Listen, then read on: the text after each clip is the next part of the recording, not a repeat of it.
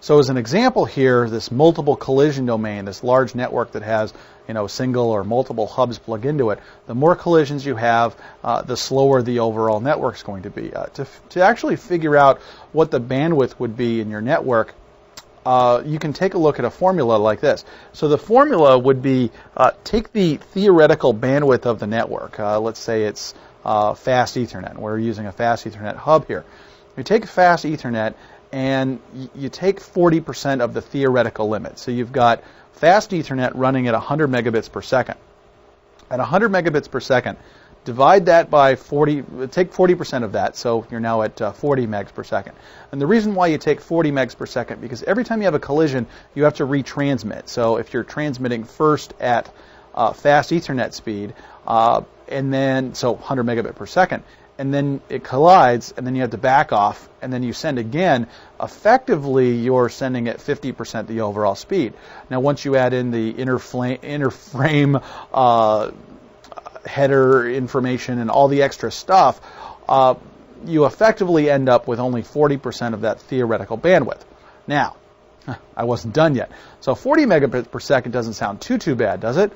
Well, then you have to divide it by the number of users that are actually on the network. So you take, 100 users on one fast Ethernet hub and divide that 40 megabit per second that they're all going to be sharing, and now we're down to 40K per user? Actually, 400K per user.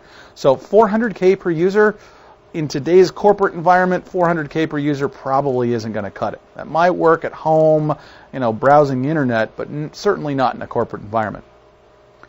In today's network, where we're seeing a lot of high-performance PCs and servers, interaction with the corporate internet or out to the internet itself, lots of internal data traffic and really bandwidth-intensive or delay-sensitive traffic traversing our network, adding multiple hubs, stacking hubs, or building our corporate network based on hub networks, the shared media type environment doesn't work. So as networks started getting larger and larger, and let's do this from a history lesson perspective here, you'd end up with a network starting like this. So you have a bunch of hubs interconnected in a stack somewhere or interconnected through the building, and as you figured out that formula of how much bandwidth you actually have on a per user basis, you discover that the hubs really don't work very well, and you need to segment both the collision domains, because that's just one large collision domain, and only one person in this entire network here can talk. So you need to first segment the collision domains so that you end up with more bandwidth per user. So the solution to that was to put in a bridge.